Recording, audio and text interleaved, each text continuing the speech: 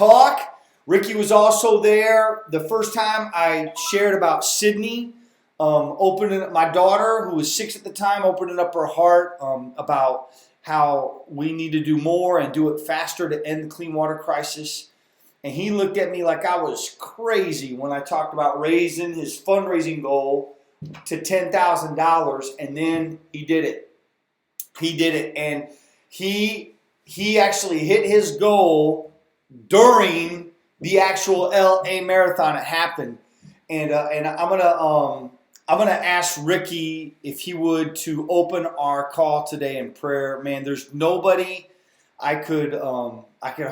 no one else I'd hope to have open this call today, bud. Thank you for doing this. No problem. All right, dear God, we just thank you for today. Thank you for this talk. We ask that you keep us, give us the strength to keep going, give us the motivation, give us extra motivation so we can motivate our teams and our people. And we just thank you for today. In Jesus' name we pray. Amen. Amen. Amen. Well, Merry Christmas, everybody. I hope you're having a great Christmas time. You'll have to watch the video later because I am holding up my own snow globe made by my buddy, Elijah, my 6-year-old. He made it. There's a picture of his face floating around in a snow globe jar. I'm not making this up. It's a picture of his face. And he's wearing, it looks like a snowsuit that he colored, some kind of mashup between a Charlie Brown character and my buddy's face. But I love it, I love it, I love it. But we're going to begin. Hey, if you just popped on, make sure that your phone is muted. And I'm going to get right into the notes because we've got a 30-minute call and we want to end on time. But I do want to say Merry Christmas to everybody today. And I feel like, I know some of you are traveling. Some of y'all were like, man, I'm out of state. I'm visiting my family. I don't think there's anything more in the Christmas spirit, no place better that we could be than together on this call. Now, we're not going to have a call next week, the day after Christmas.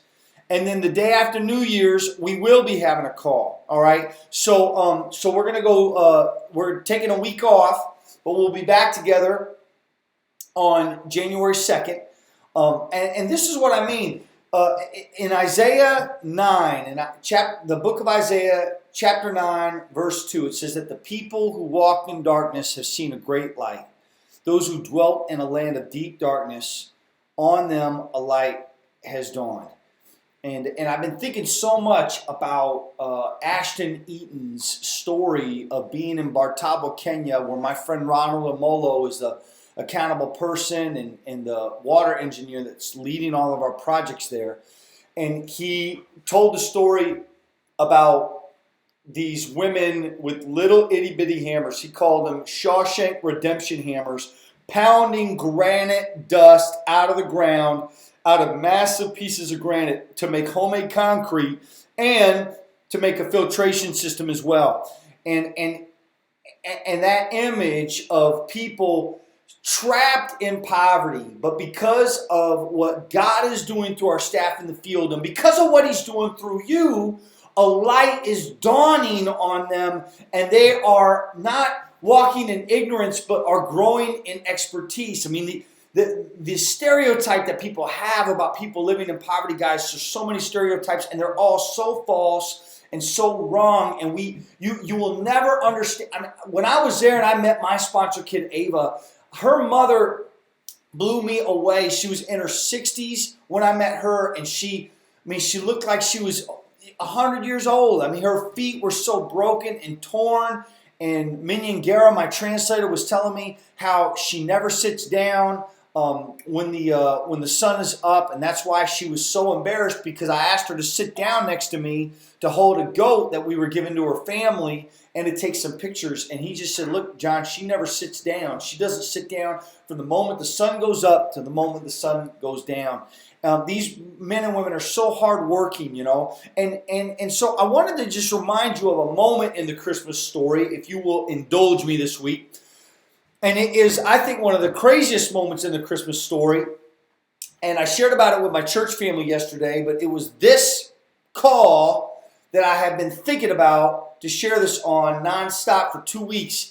And it's when Joseph finds out that Mary's pregnant. If you remember the story, they're about to get married. It's going to become legal and official. Oops, he finds out that she's pregnant. He's and you got to know he's probably heartbroken, and it says in the text that he's going to divorce her quietly. He's not going to make a big drama or scandal out of it. And this angel shows up to him, and the angel appears to him and just says, "Hey, Joseph, don't be afraid." Those are the words the angel says. Don't be afraid. And that's the first thing I feel like we have to deal with when we are looking a marathon in the eye, and we're doing it for these kids, and we're doing it to give kids clean water. Fear creeps up on us again and again and again and again and again. This last week, I committed to doing the long run that we do on Saturdays twice. I'm going to do it Friday and Saturday from here until race weekend, if God allows me to. I'm going to double up, and I just felt like I needed to do that. Do not do it, listeners on the call. I will not be pumped about that, because you got to stay true to the training like I always talk about. But Johnny needs this, man. I needed a kick in the face, and it came through my wife, who asked me, "Hey, bud, I need you to run with me this week." And I just felt like, man, I couldn't choose between running on Friday and Saturday, so I thought, you know what, I'm going to do both. And the first thing that rose up in me was fear. And I heard that same whisper from God. Look, man, don't be afraid. Fear's been holding you prisoner your entire life. Do not be afraid.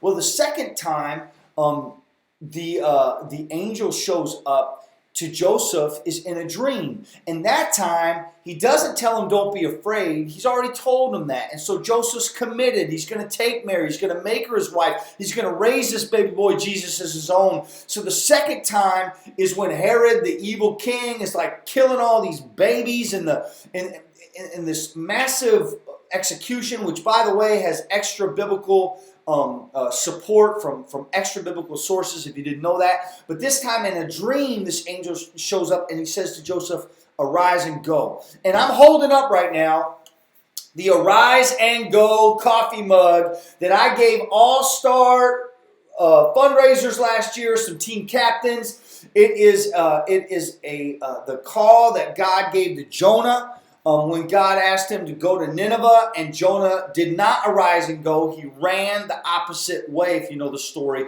But Joseph, it says in the text, rose up, got his family, and went and followed God's lead. And you know, that's what we celebrate when we celebrate, you know, for to us a child is born, to us a son is given, and the government shall be upon his shoulder, and his name shall be called Wonderful Counselor, Mighty God, Everlasting Father, Prince of Peace. Now, I don't talk about this a whole lot, guys, but one of the reasons, too, I'm really hammering away that the Christmas week is a great week for us to have a call is because I've been looking through a 90-page Word document that I was given about a week ago. That is the Pastors and Local Leaders Guide in Uganda. It's actually used in a number of East African countries, but I've got the Uganda Guide in hand on how you can talk about the undying, never-ending love of Jesus within the context of WASH, water, sanitation, and hygiene. And it's amazing, and I'm going to share you some of the stuff in the guide in a little bit. But when we talk about Jesus coming, and he is the light that dawns, he is showing up in you. He is showing up in your life and in the life of your walkers and your runners, your marathoners, and your charity relay peeps. And I want to encourage you with something today, which is some words.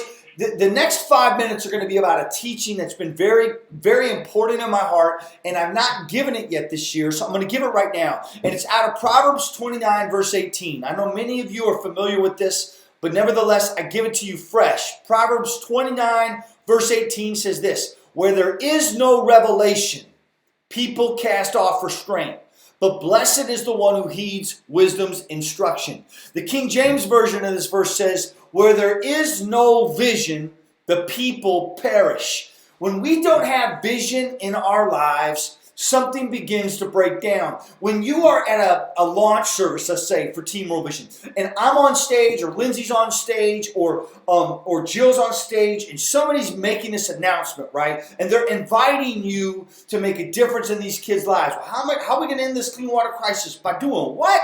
By running a marathon? The reason why you will say yes to that marathon is because you caught this vision. The biggest killer on planet Earth is still lack of access to clean water. It's still lack of safe places to go to the bathroom. When you realize that it's not some mystery disease and that we know how to fix it, that's a vision. That vision motivates you to a mission. And that mission is doing LA Marathon and fundraising for these kids, right? Well, I got some takeaways for you. Without vision, number one, we begin to perish. And I love the King James Version's translation of Proverbs 29:18 because it doesn't say without vision we die. Actually, it's a hard Hebrew phrase to translate. One translation says without vision we get like deeply depressed, which I've seen that too. Maybe you've experienced that in your life when you've gone through a dead time in your life or a hard time or a time of suffering. Maybe the holidays are a time like that for you because there's just so much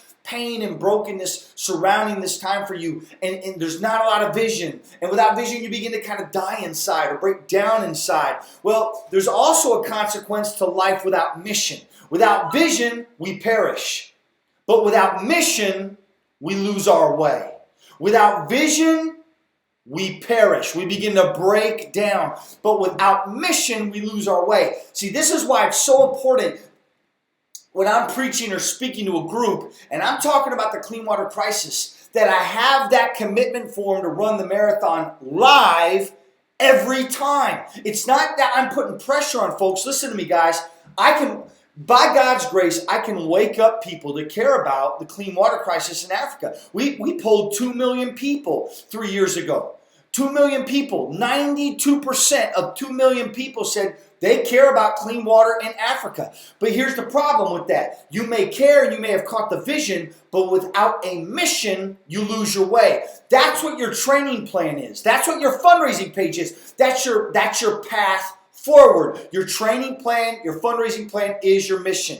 Official training for the charity relay doesn't even start until next Monday, a week from today. All you got to do is be able to make it to a 5K. You're healthy enough to start that training. And frankly, for the charity relay, you don't even need to be able to run a 5K. If you could walk for a 45-minute workout, no matter how fast you're going, you're in good enough shape to start training for the charity relay, but you can't skip your workouts. So if you have somebody saying to you, hey, you know, I totally caught that vision at church that Sunday or at the lunch and learn, and I wanted to be in, but you know what? I just don't have the time, or I feel like I missed my boat, or you know what I really wanted to do? I really wanted to do the full. See, what they're saying to you is, I caught the vision, but I don't have my mission. And your job as a team captain is to tell them, remember, they're never going to have the time to train for a marathon, guys. Never. This idea that one day they're going to have the time, that doesn't exist. We either do it or we don't do it. We either arise and go or we run away. And so what you've got to say in a very loving way, is, you can do this. You can do this. Start Monday. Open that fundraising page. Print out that training. I will do this with you. I will encourage you. Because I think about Joseph, and I think about Mary, and I think about even Jesus after he's born, and he's this mewling little baby, and he grows up to be a young man, and then he grows up to be a man, and he's living this life, loving the poor, suffering. He had every opportunity to quit. It's never about convenience or whether or not it's going to fit into our life. It's about two things. Have I caught the vision God's calling me into to love these kids with clean water? And second, do I have a mission? Do I have a path forward? And let me tell you a couple more things here. What will happen in your runners, and maybe it's happened in you, is a series of conflicts. When we've caught the vision, but we get off the mission, conflict arises. Now, the first step of this conflict is what I call conflict from without. conflict that happens outside of you, from without, from outside the walls of your heart. It could be a naysayer in your life. It could be somebody driving you down. It could be an ankle tweak. That causes a conflict, the second stage, within. When you have a conflict without, it causes a conflict within, and it usually goes like this. Man, dude, what the heck are you doing? Do you actually think you can accomplish this? Nobody's going to donate to your page. You start ripping on yourself and tearing yourself down on the inside. And if you don't check that and call back that vision and get plugged into that mission, there's a third stage. And that's when all the negative voices from your past start showing up in the moment. So it's not just your negative voice in your own head, but you got like this choir of negative voices, and they're all telling you what you can't do. And they have been voices you've been hearing your entire life. And if you do not check out of that, get into a place of prayer, the next stage is the most dangerous stage. That's when you lose vision. The vision that got you on this thing, that you heard when you were invited in, that you know is close to your heart, that wrecks your heart for these kids, that vision is gone. And when you lose the vision, you lose something else. And that's what I call hope in God's glory. Now, God's glory is simply the full potential of God showing up in the here and now. Like the phrase, "end the clean water crisis." That phrase is a God's glory phrase. What I'm saying is, if God could show up in the here and now, we could end the clean water crisis with first-timers, with 60-year-old men and women, with people who've never dreamed of doing marathons before, with veterans that come back again and again and again and never relent. That's what I'm talking about. That's hope in God's glory. But that conflict without leads to a conflict within. Then all the past voices show up, and that can break you down.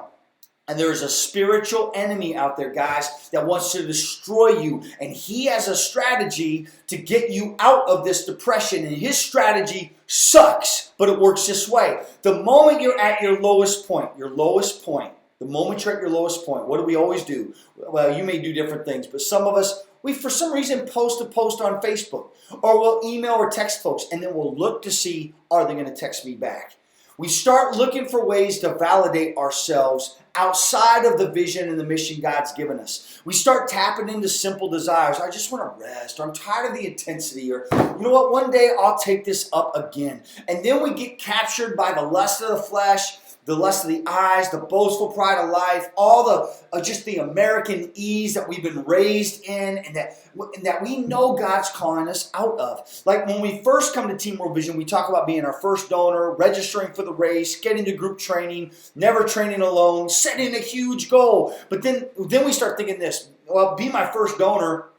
Now, I don't want to be my first donor. I'm afraid of fundraising, and if I donate, it's almost like I'm afraid something's going to happen in my heart. It's going to make this thing real for me. Well, I don't want to register for the race because I'm never going to be able to do it, number one, and I could save that money and I could go buy donuts. That's the kind of stuff that we tell ourselves, and we may not use those words, but all you got to do is connect the first moment you quit to the fruit of it, which is usually buy donuts, sucker. So, and you don't want to do that. The third thing, go to group training. I don't want to go to group training. No one's going to like me. I just want a headphone up. I want to be alone. The moment we isolate ourselves, we begin to break down. There are all these consequences. And I've got this picture I'm looking at right now, and it's of Amanda. I've told you about this picture twice already on these calls. But my wife right now is going through this life-transforming change, guys. And when I see this picture of her weeping because she got a donation and she thought nobody would donate to her page, I'm seeing this woman come to life. And I want that for you and for your runners. And so here's my last word to you on this teaching on vision, okay? The bottom line is what vision does, vision gives us courage to speak and act when before we might want to remain silent. Vision gives us courage to speak and act, to fundraise and run, to fundraise and train, to invite people to give, and to go out there and crush our walk, to crush our run, when in the past we may have wanted to remain silent. And in Acts 18, Paul is talking, and he goes through this crazy life crisis, and God shows up to him in a vision, just like he did to Joseph. And he says to Paul, don't be afraid. Number one, remember that? Don't be afraid, but go on speaking and do not be silent, for I am with you. And that to me is the promise of Christmas, okay? I use the cliched phrase promise of Christmas, but here I go. I'm going to give it to you. I believe that Jesus is with us more than ever when we are saying yes, when we are putting that vision first, and when we are plowing forward, refusing to remain silent and refusing not to act, even when we don't feel it, even when our bodies are exhausted. Those are the moments when I see resurrection happening in you and in me and in our team. Those are the moments that propel men and women in Bartabo, Kenya to pick up their Shawshank Redemption hammers day after day after day and to pound out the gravel needed for that slow sand filter. That's one of the videos I emailed you in your team captain email today. Videos of the slow sand filter. I send that to you to back up my email that went to all runners, that we don't just do wells, but we have all these different projects. Now I just want to share with you a little bit about one of the Bible studies that pastors are using from this 90-page document. Here are some water, sanitation, and hygiene facts that the document covers. Number one, body hygiene, skin care, oral hygiene, oral care, hand washing, that's hand care, face hygiene, fingernail and toenail hygiene, that's nail care, ear hygiene, hair hygiene, foot hygiene, armpit and bottom hygiene, clothes hygiene, and menstrual hygiene, personal hygiene for women. All of this is covered in this guide. And the text for this Bible study is Exodus 30, 17 to 21. The main idea is this: good hygiene behavior does not just happen, it is planned. It doesn't just happen, it's a plan. And you guys live this every day, so do we. Well, we are teaching this as a part of WASH in the field. Number one, it matters to God that as we approach Him, both our bodies and our hearts are clean. We have to pay attention to our hygiene habits. We also need to pay attention to our spiritual disciplines. We also need to plan for our personal hygiene, and we need to have a place, whatever we need to have in place, whatever we need to practice good hygiene.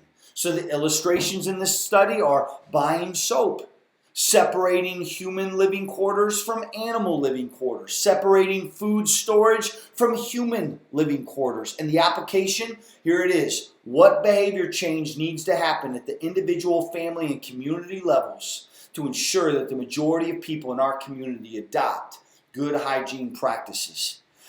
This is what you call software, guys. The water projects I emailed you about today in the runner email this morning and then the follow-up team captain email, those are all about hardware. Getting my butt out there on that 40-miler with Jill Partridge and Tracy Rivas running with me. That was a hard moment for me on my 40-miler last year. But that was all about funding hardware. But you have to remember, you're also funding what we call software.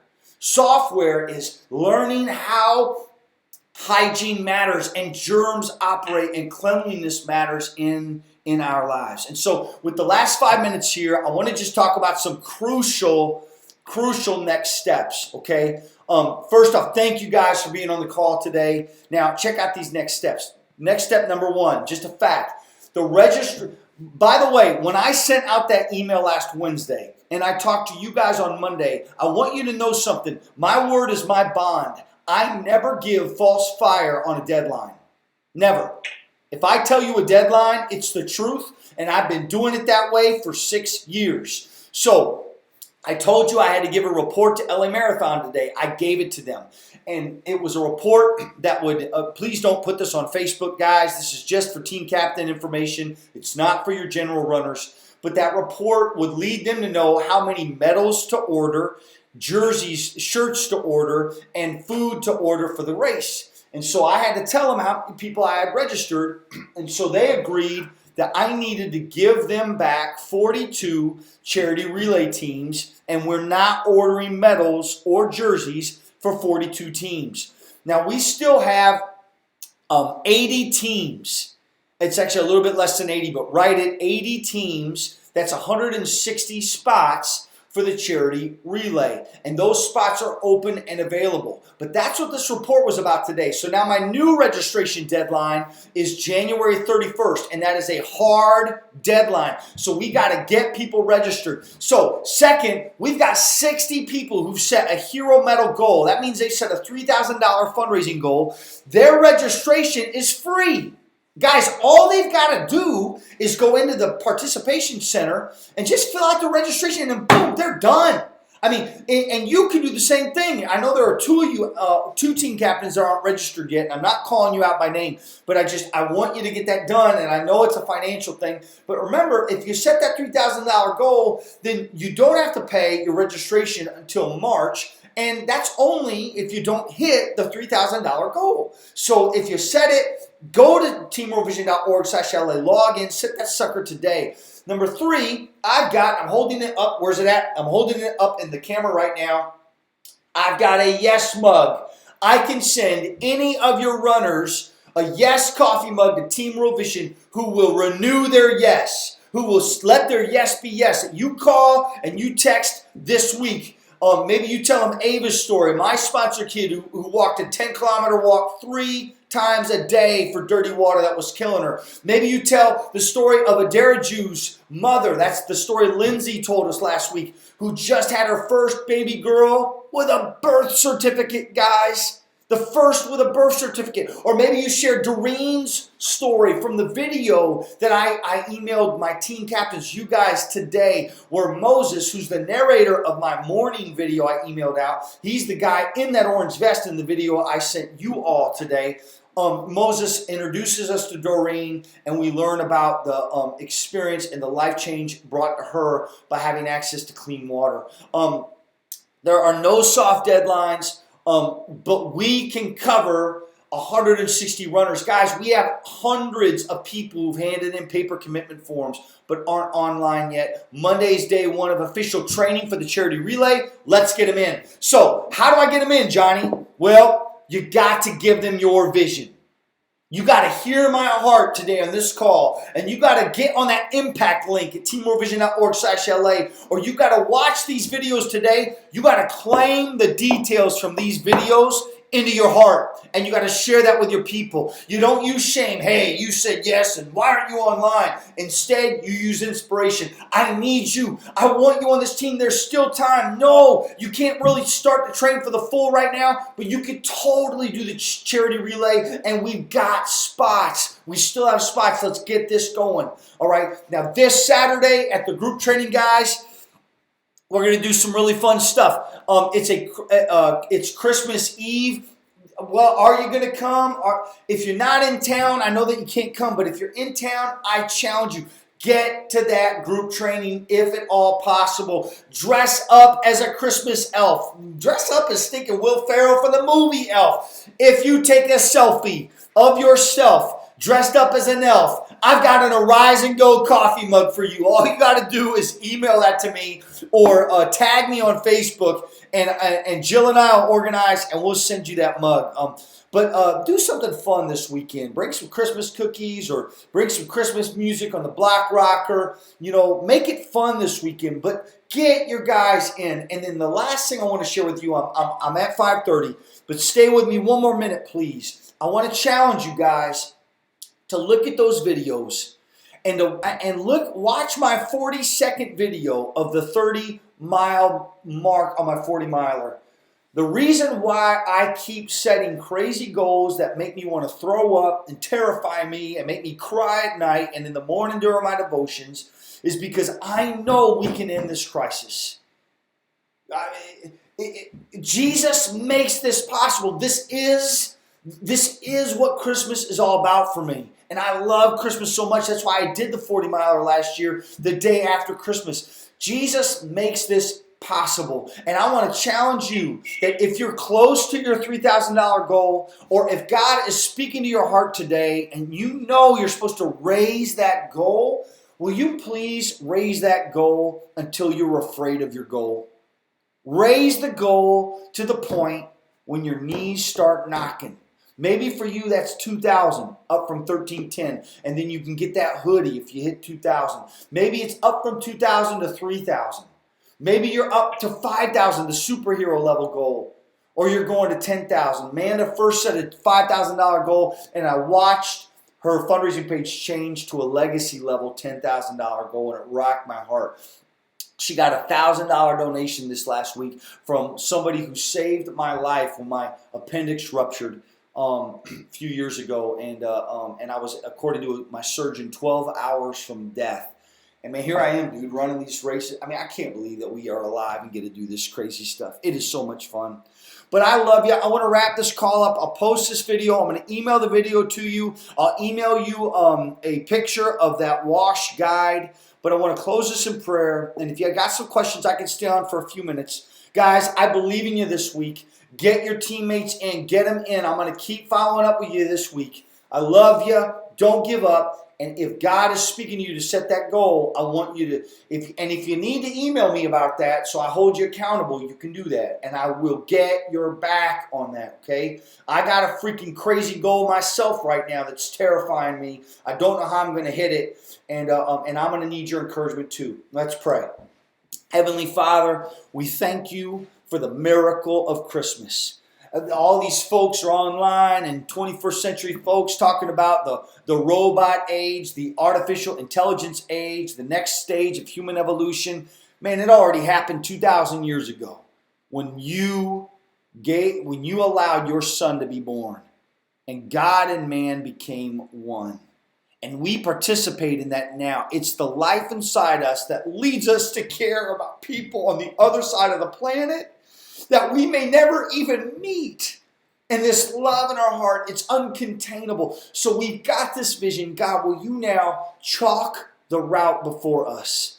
Give us a clear mission. I'm talking a Giving Tuesday specific plan. What do we do next? How do we talk to our people? How do we encourage them? Help us to pray over their names, to take their commitment seriously because nobody else is doing it. We're the ones you've called to encourage them in, and help us to do it, God. And then, Father, if anybody on the call knows that you're calling them to raise their fundraising goal, I pray that you allow them to do it until it freaks them out. And then let us have the most thrilling and incredible last 14 weeks of the season ever. And we will give you glory. It's all about you, God. That's why we do what we do. In Jesus' name we pray. Amen. All right, guys. That's it. Me and the Snow Globe Elijah boy are waving goodbye to you in the online video. If you got any questions, you can pop on and ask me. But thank you so much for coming on the call. Merry Christmas.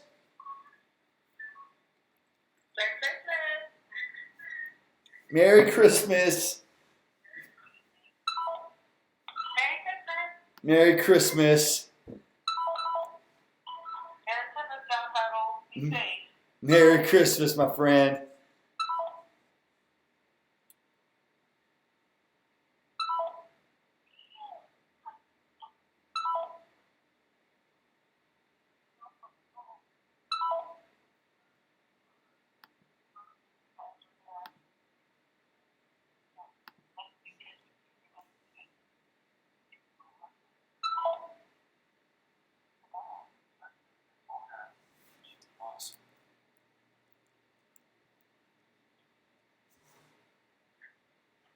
All right, love you guys. Peace.